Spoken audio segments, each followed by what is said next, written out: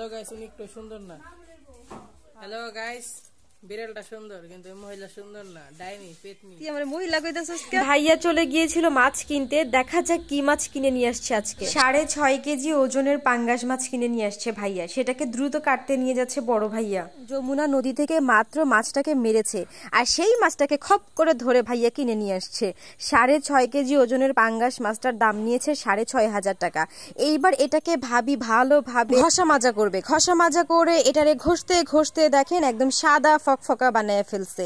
আর এই যমুনা নদীর পাঙ্গাস যে কি মজা, যে একবার খাইছে সে এটা সাত জীবনেও ভুলতে পারবে না।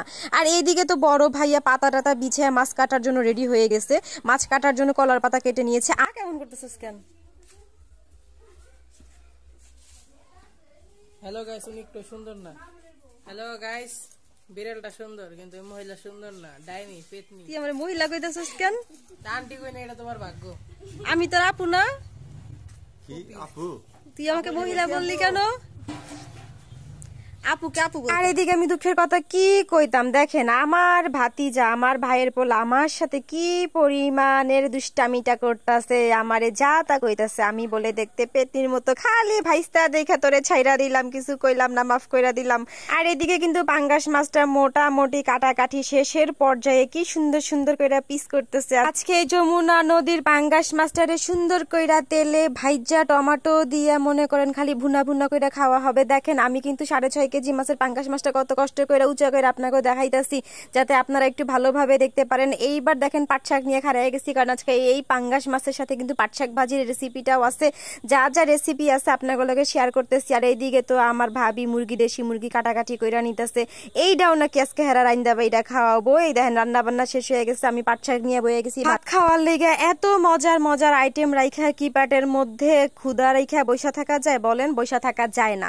এর জন্য মনে করেন চুলায় তরকারি থাকা অবস্থায় আমি বৈশা গেছি, শাক দিয়ে খাইতেছি। এদিকে দেখি ও মা গো, কি মজা কইরা জিরার গুঁড়া ছিটিয়ে দিয়ে মাছটারে একদম ভুনা কইরা নিয়ে আইছে। বিশ্বাস করবেন না, কি যে মজা, কি যে স্বাদ এই দেশি পাঙ্গাস মাছটার। যমুনা নদীর মাছ যে এত মজা আমি জানতাম না। এত স্বাদের মাছ খাওয়ানোর লেগে অবশ্যই আমার ভাইজান রে অসংখ্য ধন্যবাদ। সাথে ছিল গরুর মাংস, এটাও কিন্তু ভাজা গরুর মাংস ছিল, বহুত স্বাদ ছিল। এরপর বিকালবেলা দেখলাম পোলাপানগো মতো করে চিপস ভাইজা উপর দিয়ে চিনি ছিটাইয়া দিয়া দিল। তারপর ভাবি গো হাতের স্পেশাল ফুচকা, এটি যে কি মজা।